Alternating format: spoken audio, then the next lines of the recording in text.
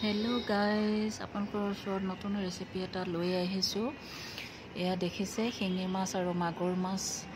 মই কাটি টুকুৰা টুকুৰি কৰি লৈছো आपनकर ওচৰত এয়া মানিমনি ধনিয়া কেঁচা হালধি আদা নহৰু লৈ লৈছো এয়া ভাজি থৈছো মাছ এৰেছে কেঁচা হালধি নহৰু আদা প্ৰেছ কৰি লম মোৰ মিক্সি গ্ৰাইণ্ডাৰ নাই কাৰণে মই শিলপতাতে পিছিলাম এয়া প্ৰেছ কৰি লোৱা আদা কেঁচা হালধি আৰু মানিমনি ধনিয়া এতিয়া মই কেৰাহীখন পাতি লইলো আৰু মই এতিয়া ভাজি থোৱা মাছৰ তেলতে মই ভাজিম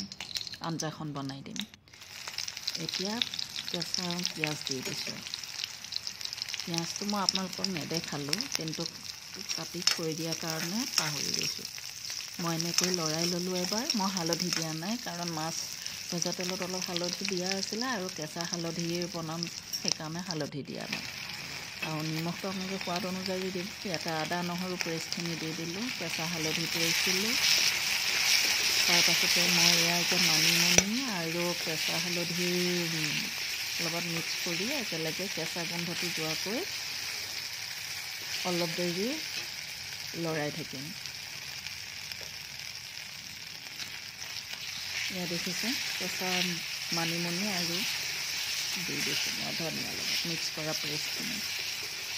এনেকৈ লৰাই থাকিম কেঁচা গন্ধটো যোৱাৰ পাছত অলপ পানী দি দিম ইয়া গৰম পানী দিছো দেই মই ঠাণ্ডা পানী দিয়া নাই